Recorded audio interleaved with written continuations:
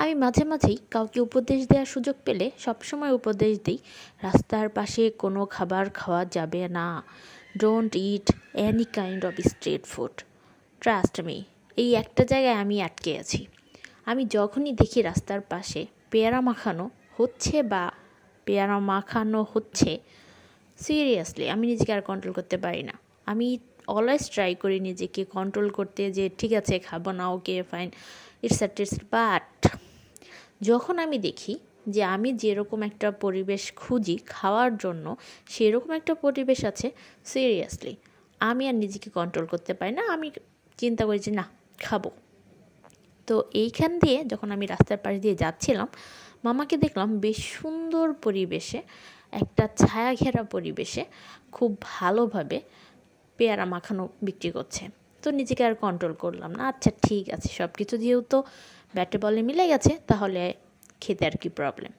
তো চিন্তা করলাম ঠিক আছে খাই। মামাকে বললাম, মামা একটু বেশি ঝাল দিবেন আর একটু বেশি কাসুন্দি দিবেন, তারপর মাখিয়ে দেন। মামা বলেছিল আলাদা করে এক্সট্রা কি তেঁতুলের টক দিব? ব্যাপারটা খুব উইয়ার্ড লেগেছিল যে বাংলাদেশের মানুষ আমরা।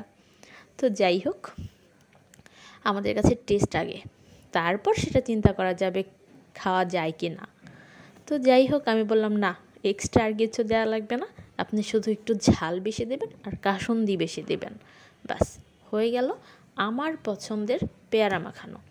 কিন্তু একটা কথা কি, যে বাংলাদেশের পরিবেশ অনুযায়ী বাইরের খাবার আসলেই আমাদের জন্য হেলদি না, হাইজেনিক না, বাট তারপরও আমরা কেউ চাপে পড়ে খাই, কেউ ইচ্ছায় খাই, কেউ অনিচ্ছায় খাই, তো খেতে হয় আসলে।